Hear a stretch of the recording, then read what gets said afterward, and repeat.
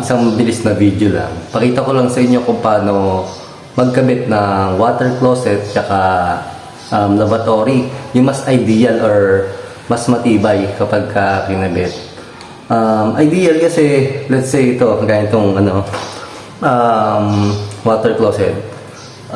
Hindi ko siya sesementoin. Gagamit ako nitong floor plans. Ayan. Tapos meron siyang wax na kasama yung ating itong ating floor plans. Ito yung wax niya. Ayan. Yung wax niya para ma-avoid or maiwasan ng leak kapag ka nag-flush tayo ng water closet. Ayan. Kasi ito, let's say sabihin natin, pag nagka-problema or nabarahan yung water closet natin, kasi nakascrew lang siya or nakabolt lang, mabilis siyang makakalas compared dun sa nakasemento. Yun. Tapos, ito naman, si ating lavatory, ang kasama niyang bracket, itong shoe bracket na yan, guys. Ito, disregard ko na or hindi ko nagagamitin. Pabili ako ng ganito, Dynabolt. Yung Dynabolt natin, ibuksan ko lang para makita niyo yung Dynabolt mismo. Kasi, ito yung ginagamit ko kay kay lavatory, si Dynabolt, para mas matibay siya. Kasi let's say sabihin natin, matuunan. Kapag ito, ang kinabit natin, nakapatong lang si lavatory, pag natuunan siya, let's say may bata natuunan lavatory, pwedeng malaglag. Kasi ang nakapit lang sa kanya o nagpapatibay is yung ating P-trap, tsaka ito. Ngayon, pagka ganito, ginamit natin, Dynabolt, nakascrew talaga itong likod nitong ating lavatory. Ayan. Yung likod niya. Compare na ito, nakapatong lang na ganyan. Ito nakamount sa wall, nakapatong lang. Ayan. Yun nakadikit lang siya. Kumbaga, walang tibay. Kaya itong Dynabolt, ayan. Nakaganon siya. Tapos nakanat dito sa likod nitong ating itong ating lavatory. Ayan.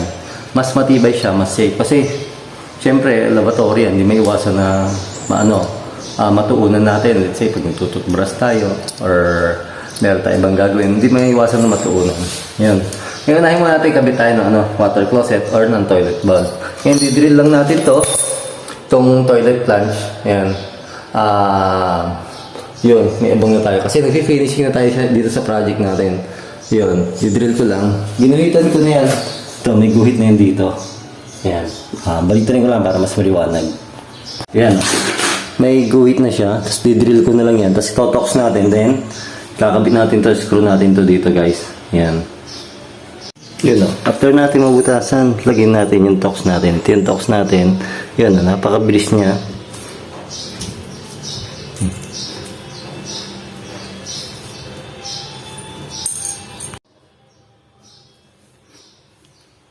Yan tapos lalagyan natin to. Screw.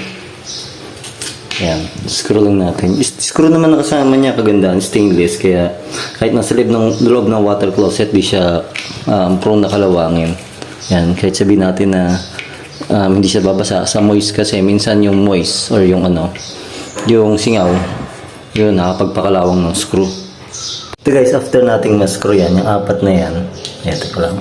Kibit ko na rin itong wax niya. Itong wax, ito yung magsisilbi na gasket niya para hindi let's say nag-flush tayo, hindi maglilik. Ayan. Tapos itong nut na to, ito naman yung mag-hold tong screw na to. Ito yung mag-hold or hawak to sa ating water closet or toilet bowl. Ayan. Tanggalin ko lang yung nut. Kasi ito is, ayan, pasok natin dito. Yan. Pati ito. Yan. Yan. Tapos pwede natin patong yung ating water closet. Yan, pagkatapos natin ipatong, ganyan yung mangyayari sa kanya. Bigyan lang natin ng washer tsaka nut. Yan, may cover pa yan. Yan, ito yung lapat niya dito guys. Halos nakadikit lang siya doon sa ating flooring. Wala siyang masyadong gap. Kasi, para maiwasan din natin na pumasok yung or mag-build up ng mold. Tapos may mga pumasok na ipis guys. Ayan. Tapos, yan. Itong gap na to, mapapansin niya, may gap yan dyan. Lalagyan natin ng sealant. Ayan. Kasi, para hindi siya ng mold or minsan may mga ipis na pasok dyan. Ayan, binaba yung mga bulating maliliit. Ayan. Para hindi siya, yun, mag-build up din ng mold. Kita nyo rin, mabilis linisin kasi syempre minsan hindi naman maiwasan, may papunta dito ng tubig, yan, nababasa siya. Yan, kaya lalagyan natin ito sa sealant. Tapos ito, ilalim niyan, yan, naka-dynabolt siya guys. Yun, mas matibay siya. Kahit no tuunan yung ganyan, hindi prone na mahulog yung ating lavatory. Kasi, yun, pag naka shoe bracket lang, tapos nakapatong lang si lavatory. Ang nag-hold lang sa kanya, itong P-trap niya, tapos nakakonect doon. Yun lang yung nagsisilbing pinaka-pampatibay niya. Kaya ngayon, mas maganda kapag ka naka-dynabolt.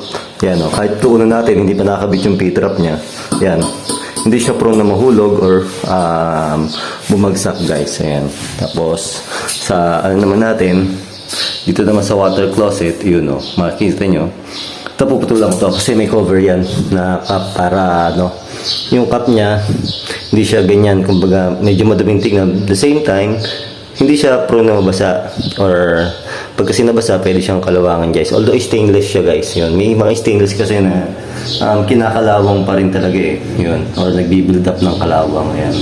Bali yun lang guys yung ginawa natin dito sa project natin sa Nagalan. Nag-install tayo ng water closet tsaka lavatory. Itong 4 na pinto. Ayan. Same lang sila, pare-pares lang. Yun. Sana nagkaroon kayo ng idea kung gaano or paano mag-install ng water closet tsaka lavatory. Yung mabilis lang na kaya gumawa tayong video, yung senior ko lang to, yung mabilis na video lang. Yan. Maraming salamat po muli sa inyong lahat. Stay safe guys and God bless po.